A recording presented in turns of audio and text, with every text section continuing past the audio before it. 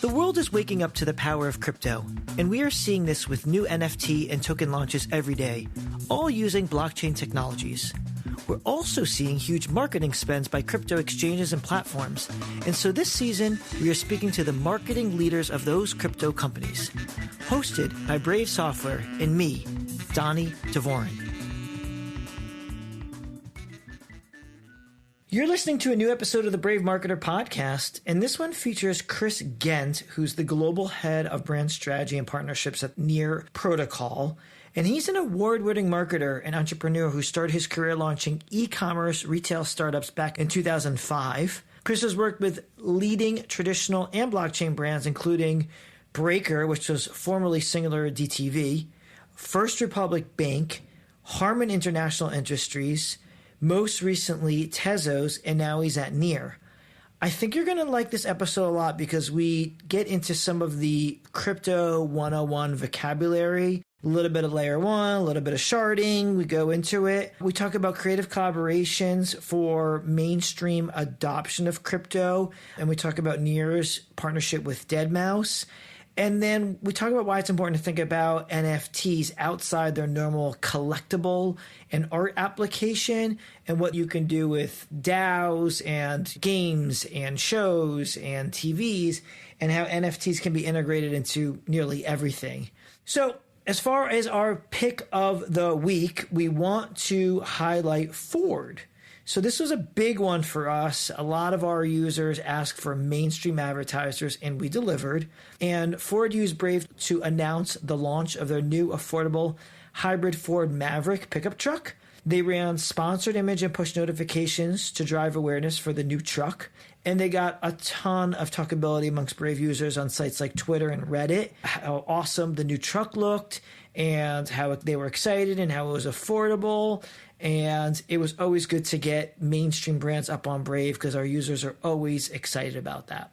And with no further ado, here's another episode of the Brave Marketer.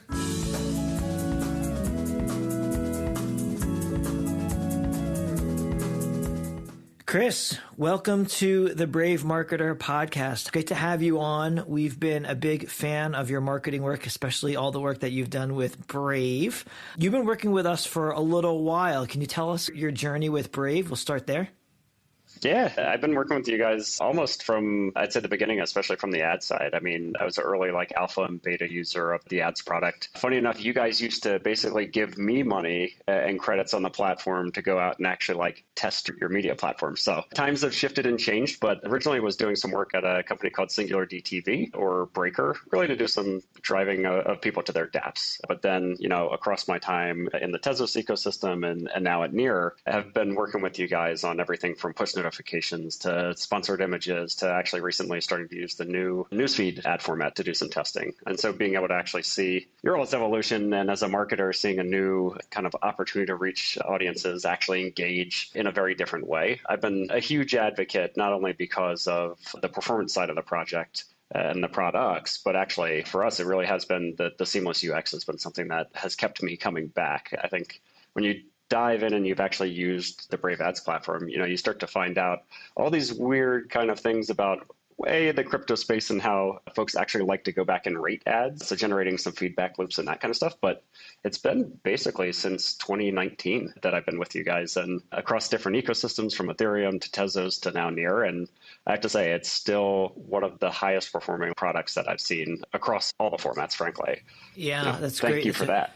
Well, thank you for that huge endorsement. The last survey that I saw was that 85% of our 50 million users have traded cryptocurrencies in the past 30 days. And when I say trade, I just mean bought or sold. So it literally has become the largest place to advertise if you're a crypto advertiser. And so it doesn't surprise me that it's the best performing than other mediums out there. Okay, so you've been at your new job at Near for 6 weeks. Let's start with what attracted you to go over to Near Protocol. Yeah, I mean, I was off for the summer. I had my son in August, and really, was Congratulations, or Mazel Tov, or whatever you thank you. go by. And I was watching this space and got a recruitment outreach call, and I've been really looking at projects and seeing like what's real, what's fake, where's there kind of more momentum, what's happening with kind of everything with prices booming and all that stuff. But really, where's their true utility? And I have to say, after a little bit of dating, I'd say the near team and really getting down to like what made it special, I decided I'd come out of my, I guess, crypto retirement, if you will, and really decided I was going to dive in. The team had a ton going for it in terms of the ability to like unlock itself as a brand and even use the brand as like use cases for itself, and was super impressed by the tech. So for me, I basically moved over and said, let's go in, let's build the brand that is Near that most folks don't know about. And after having worked in Tezos ecosystem and working in the Ethereum ecosystem, I found that there's an opportunity for layer one to really go after owning and operating as a brand. And this team fully understood that, got that, especially in the competitive market space that we're in right now. So I'm here, dove right in, ended up in Lisbon for NearCon and Web Summit. I was recently in Miami, and now I'm over in Switzerland. So really getting the full back in the blockchain world treatment. Wow, you are on a world tour. So for those that don't know Near really well, what would you say the elevator pitch is, or the USP, the unique selling proposition is of Near? Yeah, I mean, honestly, the biggest pieces are it's easy to use, it's simple, it's secure, it's scalable. Would you compare it to? Honestly, a lot of people would talk Solana and a lot of those things. I think Near is in a lot of ways pretty unique, right? It's proof of stake blockchain. It's sharded. So when you're talking about how do you get to scalability and effectively as sharding scales, infinite throughput, Near is really uniquely positioned from a technological perspective to actually be the chain that helps enable that. Got it. For the more novice people on the phone, because we haven't really done a lot of tutorials in this podcast, and we're doing more and more crypto advertising this series, can you just share what you mean by layer one and maybe define sharding and just go not too technical, but just, background as to what those terms mean?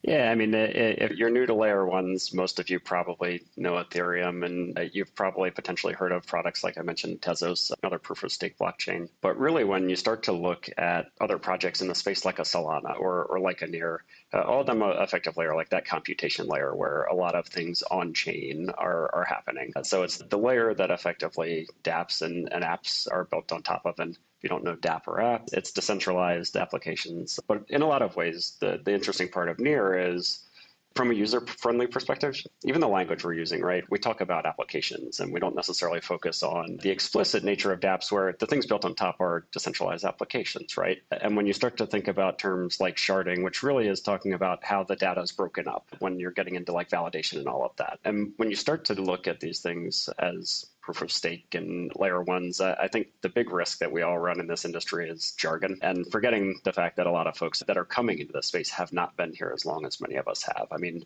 I'm a little over 3 years in, but there's still stuff that I'm learning every day. Let's also not always put the technical stuff right in front of you, but let's actually give you a product that you can tangibly have in your hands and that you can play with and go, it's not scary, as I think a lot of people probably believe. Got it. How's the fees and the speed compared to something like Solana? The fees and speed, the finality is fast. I think it's a second or something like that is the actual speed. But when we're starting to talk about fees, the fees are low, especially when you're talking in comparison to Ethereum. And Solana, I don't know the stat off the top of my head, but I know it's comparative. I think the reality is when you're talking layer one and you're talking longer tail throughput and, where a consumer is going to spend time, and not just folks that are really focused on things like DeFi and other areas where most people are playing today, a chain like Near is actually really well positioned to scale because of sharding to actually enable that, I'd say, frictionless future, if you will, that's blockchain enabled. Got it. Love it. Good. So what's the most exciting thing you're working on? Obviously, you're doing a ton of travel. What excites you in the morning when you get up? I mean, what excites me is actually, honestly, driving that connectivity and driving adoption. I think for us, the most exciting thing I've worked on right now actually just came out of Miami. We just launched with deadmau5 on Mintbase. Effectively, the deadmau5 by Portugal the Man by Wooden Cyclops from an art perspective, really trying to go platinum on chain. So when you think about, we all hear about this notion of decentralized decentralization and changing kind of and empowering the artists, it's pretty unique. The Dead Mouse in Portugal Demand team have released and are basically saying, hey, let's take this single platinum on chain. We were able to actually do some really fun advertising around it where, we're talking about Near the brand as being something that's easy and climate neutral, which I think has been a big part of the conversation since earlier this year. With an artist like that to be able to go out and say, hey, from like an advertising piece or from, the side of a bus, you can literally scan the side of a bus, you can open a wallet, you can have a very simple like account structure, like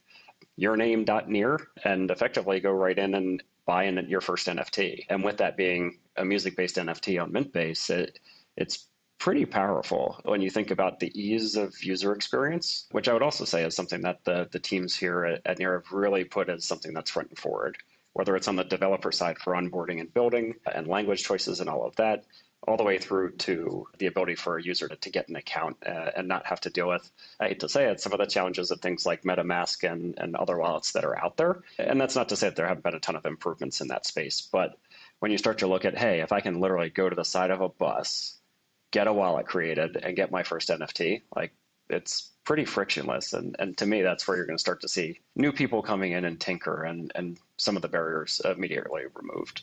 That's awesome. Do you have any data on how that did? Like, were people doing it? Still running. So we'll start to get wrap-ups end of month from Miami, but we're actually launching a very similar campaign with Dead Mouse as well in New York and San Francisco. So we're actually going on a little bit of a city tour, if you will, with the Let's Go Platinum initiative. But I'd say I'll share some of that data when we get it. But I will say I know that we've been able to actually directly engage with folks around Art Basel and engage that community too. That's great. That's great. So for our listeners, everybody knows that I always ask for that brave marketing moment, that moment where you went outside of your comfort zone and took a risk. Chris, what's your brave marketing moment? I would actually say leaving a fairly comfortable position in a growing career in agencies. I mean, I'm a former MDC Partners employee now at Stagwell after the rebrand and mergers. But, I was working very closely with the chairman and CEO, Scott Kaufman, on a number of initiatives, some nonprofit fundraising to opportunities within the holding company to develop new ways of going to market. And honestly, I left that and decided I was going to go full time into blockchain crypto space. And part of the reason why was I really started to see from the outside that, the entire space had a communications problem. It wasn't just the words that were coming out. It wasn't just the insider speak. It was truly like the brand identity, the go-to-markets, the ability for people to actually start using this stuff. And while the tech in and of itself was still kind of growing when I jumped in, 2018? I'd been watching this space since 2012. A very good friend, former coworker, was one of the co-founders of Super Rare. And so, we used to get pitched after meetings saying, hey, you got to pay attention to Bitcoin in the future. And when I started to really see the space mature in a way that you could see where the potential was going even further, you could argue I jumped in late, but it was early enough to actually start to have impact and have conversation around, how do you not just build brands that have, for example, the Ethereum logo in the identity? Because there's a lot of folks that are passionate about this space, but when you start to get into, well, how are you going to get millions and billions of people on board? You got to make this thing feel comfortable. You got to build brands that have a little bit of identity and trust built in a lot of ways that make people comfortable. So for me, it was jumping out and really diving head first. And frankly, that's what landed us here to talk. But for me, it also went downstream and unlocked opportunities that I never would have thought could have been possible. Through some of that work with the ALS Association that we were doing within the holding companies, we ended up actually back in July launching Major League Baseball's first NFT in honor of Lou Gehrig to raise awareness of Lou Gehrig Day, past of ALS. And effectively, Tyler Winklevoss bought the one of one, but we ended up raising nearly $100,000 with MLB's first NFT for ALS. So when I think about the trajectory of having taken, I'd say, that chance back in 2018 and leaving that comfortable career, it's actually unlocked more creative opportunities than I ever would have thought. That is amazing. And I mean, that's the whole point, where you take a risk and you step out of the comfort zone, it pays off. You do something different. Everyone's saying, what the hell is Bitcoin? What's this crypto thing? And like, you're going to go do it full time and bet your career on it, and it's paid off. And so when was just on a personal note, when was your first buy into crypto or buy of Bitcoin? I think the first buy-in was actually 2016, and it wasn't much, so I was one of those folks that made a ton. But it was one of those things where I dove in really just to play around and see, like, how does any of this stuff work? Is it easy to use? And really start to tinker and pressure test, wallets and all of that kind of stuff. Got it. Cool. So what marketing innovations are you finding important for crypto blockchain projects to drive mass adoption. I love your example with the bus, and I don't know if it's a QR code or what it was, but what do you think is going to get us kind of really over the hump? I think marketing innovations, and I'll throw the bus out there because it's something that actually was a true innovation. We had the ability to leverage on the side of the bus link drops. And so part of that wallet onboarding experience was you'd get a little bit of near to be able to go and participate in the ecosystem. And to be able to show someone like it's that easy, to me, those types of innovations, you start to think downstream of that. Well, what does that mean for NFTs? Could a brand actually drop you an NFT in that kind of wallet process? And to me, it's going to be those hacks that are so native in Web 2 that oftentimes I think get overlooked in Web 3 from a flow perspective and that user experience flow, where we're going to remove a lot of barriers. I think part of the challenge is there's a lot of research that you have to do to get into this space and start to understand where do I even get started. If I'm just a person that's a non-dev, like what do I do next? So I've got a wallet, and now what? So for us, it really was being able to say, hey, you've got a wallet now. Hey, go participate in helping this artist go platinum on chain. And so for me, those types of very simple innovations where we can give you a wallet, we can help you get funded and get moving. That's a pretty amazing innovation. Yeah.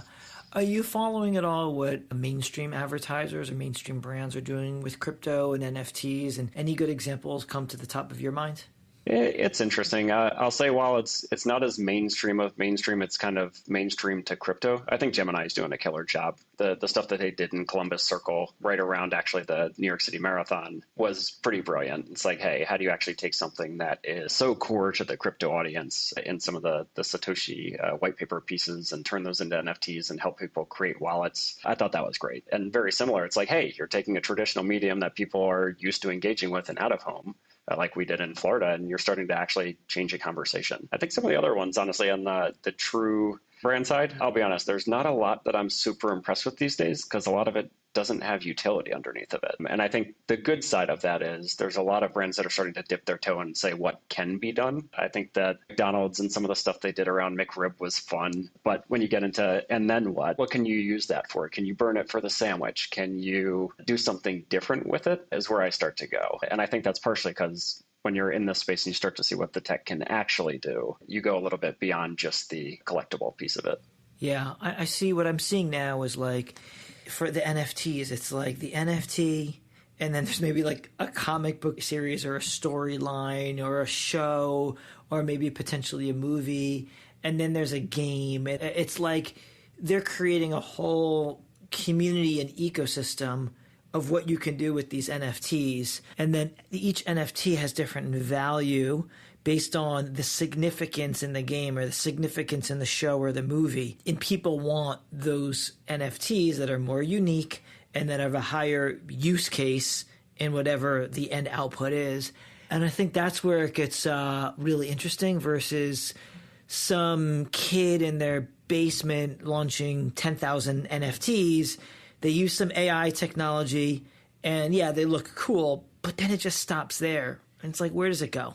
Yeah, and I think when you think about it, right, there is a layer here where some NFTs are actually treated as like fine art. And I do think it's worth calling out that is a great use case, right? You're helping digital native artists actually unlock value and to be able to live their passions and dreams. But I think when you think of NFT, it's become so synonymous with art in and of itself that we forget it means non-fungible token, right? So it's a token type. And when you start to get into token type and what can that do, what can it unlock, like the possibilities are quite infinite. And I think right now it's been great that these types of things have stuck and gotten kind of mainstream attention.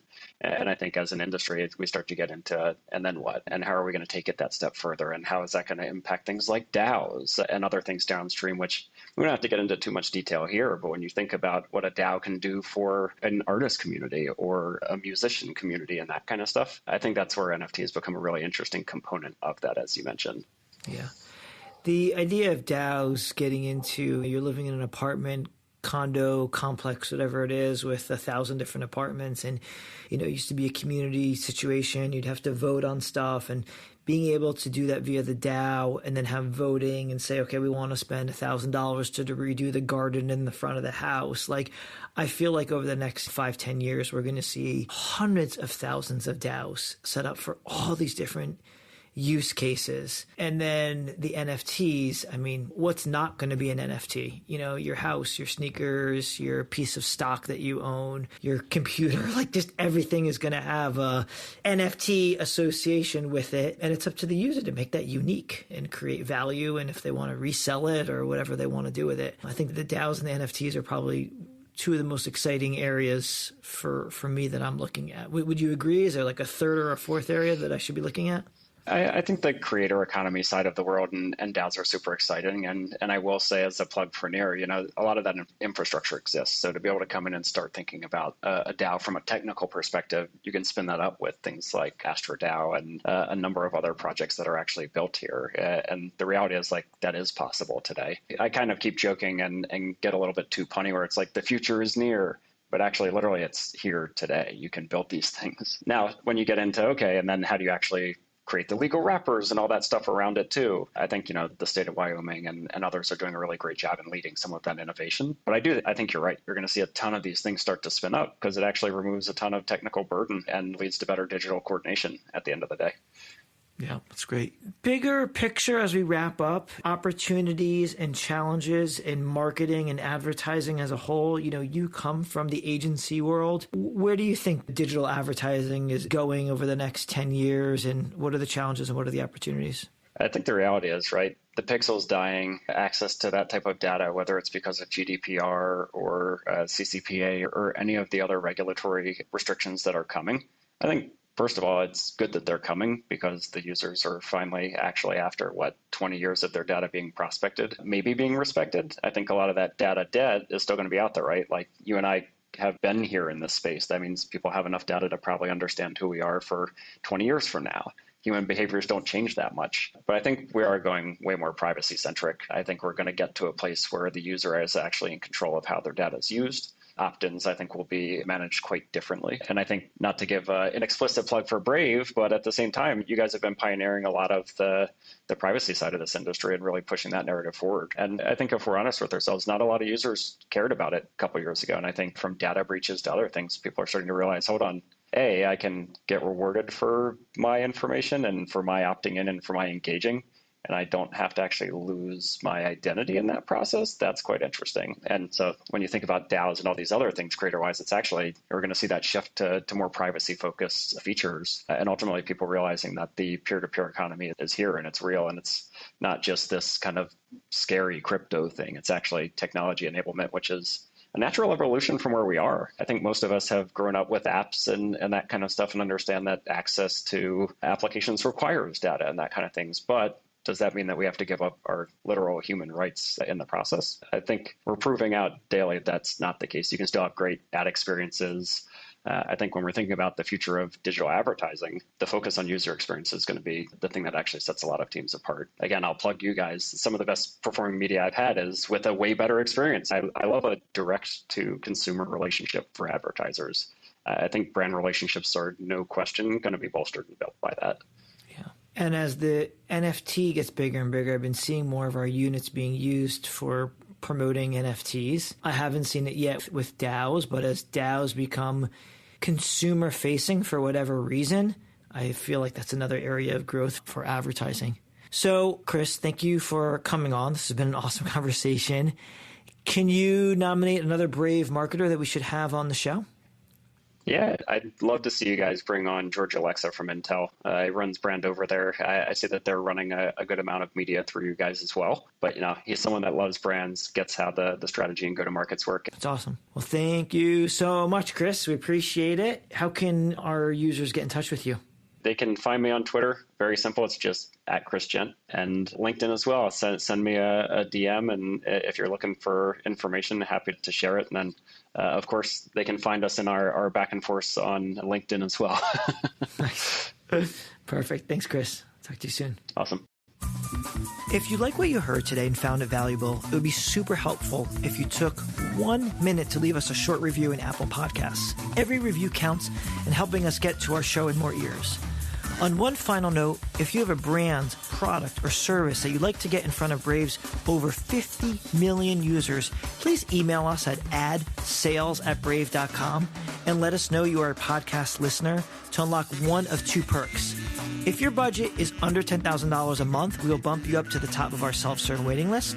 Or if your budget is $10,000 or over a month, you'll qualify for a 25% podcast listener discount. Again, email us at adsales@brave.com.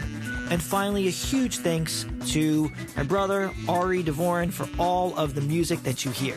And until next time.